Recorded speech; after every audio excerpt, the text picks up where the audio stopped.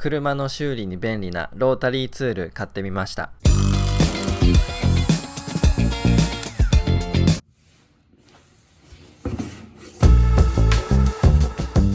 新しい工具いいですね。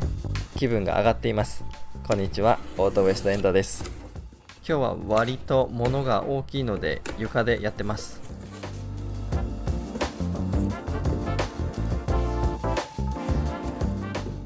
タックライフ、僕このブランドのトルクレンチ愛用してます。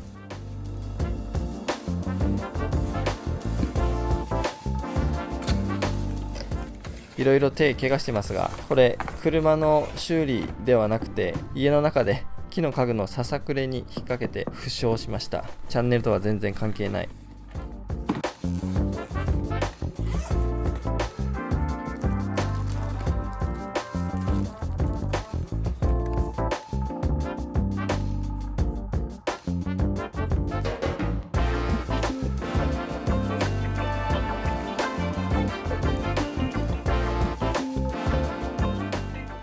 とても持ちやすく小型。ドリメル、そのロータリーツールが本家のようですが、タックライフ安くてレビューも良かったので購入しました。ただね、タックライフのこのロータリーツールも5、6種類出ていて結構悩みましたが、僕個人のガレージを持っていないので、屋外で作業をするときに便利なコードレスということと、他のコードがついているものと比べても結構パワーがねあるということで、コードレスを購入しました。中央部分の網網になっているところから排熱をするようです。ここを押さえてしまうと中のモーターがオーバーヒートしてしまうそうです。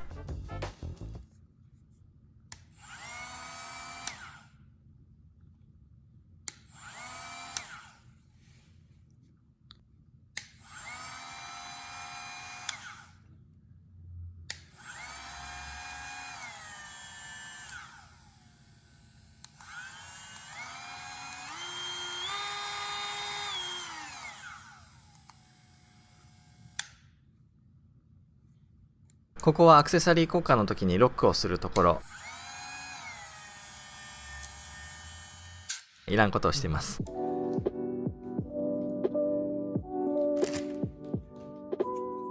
これは特にボルトとかね、そういった金属のものを切断するときに使用している人にね、飛び散ってこないようにガードしてくれるものです。アクセサリーも結構入ってますね。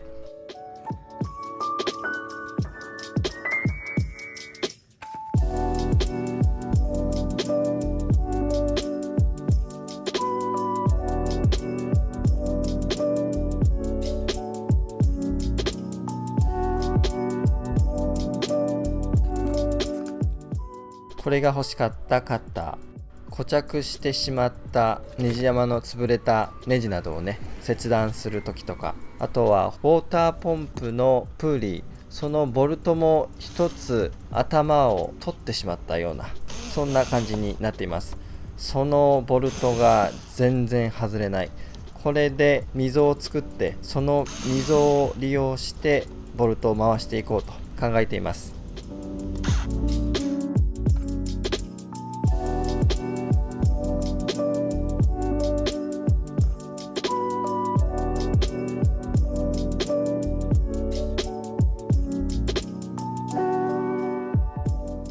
これは普通のマイナスドライバー使った方がやりやすそうです。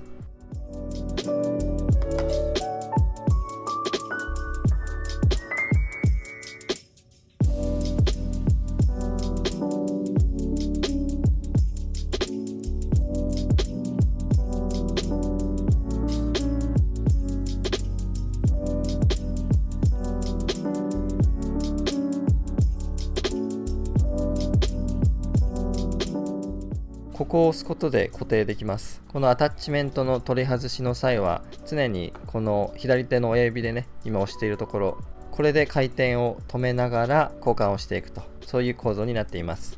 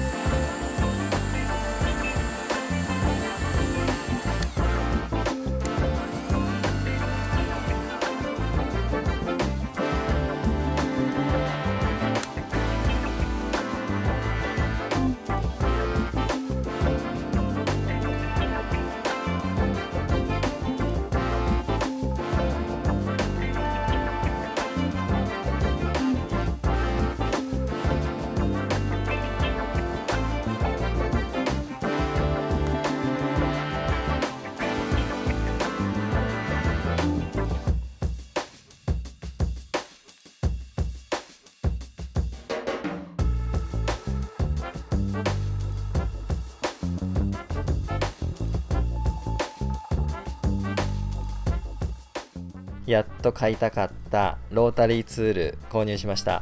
これからこのロータリーツールを使っていろいろ修理をしていきたいと思いますので、お楽しみにしていてください。今回の動画参考になったという方はいいねボタン、登録ボタンをお願いいたします。今回も最後までお付き合いいただきありがとうございました。またお会いしましょう。